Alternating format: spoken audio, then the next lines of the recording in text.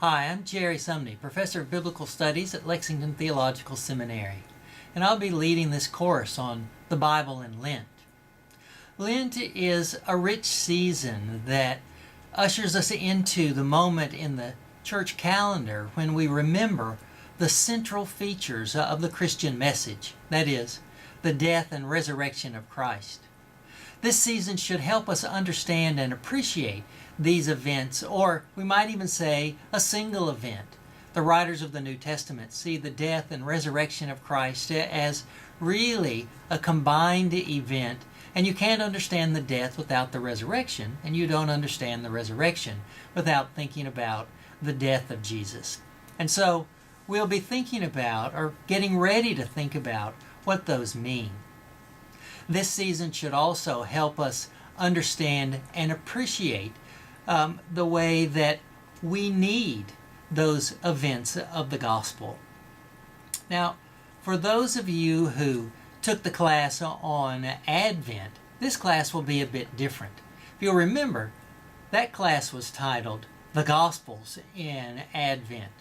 When we say the Bible in Lent, it means we're going to have a lot more text to look at. We're going to be looking at the text from the Hebrew Bible.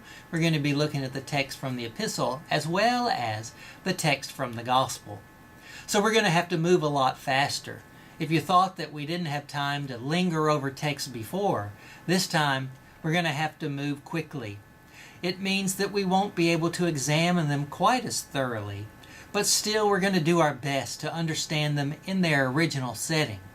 After that, we'll see what they tell us about who God is, about ourselves, and about the meaning of the gospel. The season of Lent drives us to think some hard thoughts.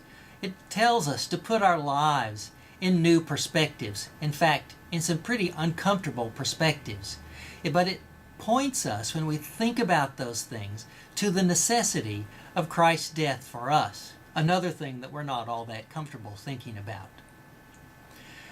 In order to do this, we're going to have a lot of lectures that you'll need to view, and we're going to have less online discussion in this class than in some others.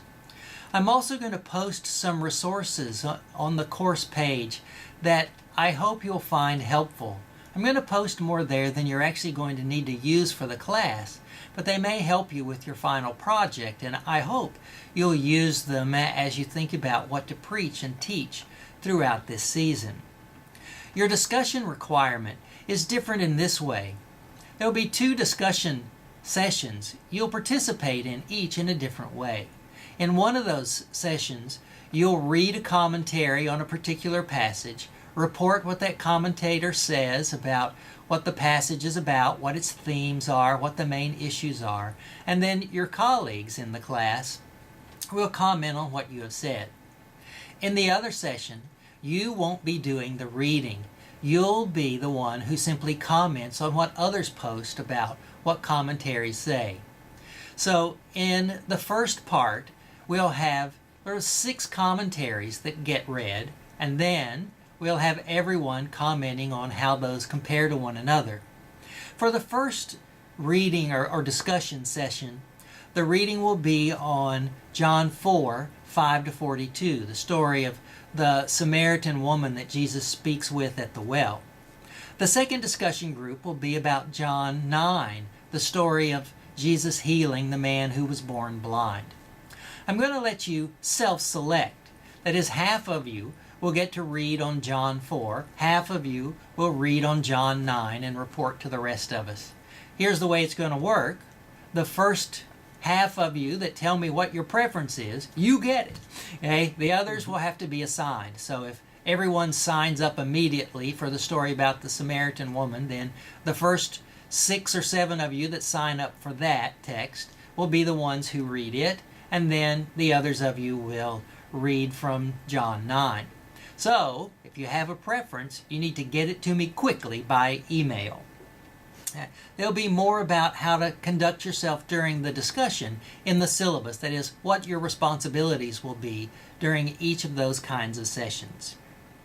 I hope that overall, this course helps you prepare yourself for Lent, and it helps you lead your church through this season in a way that deepens their understanding and increases their faith, and in the long run, enriches their lives.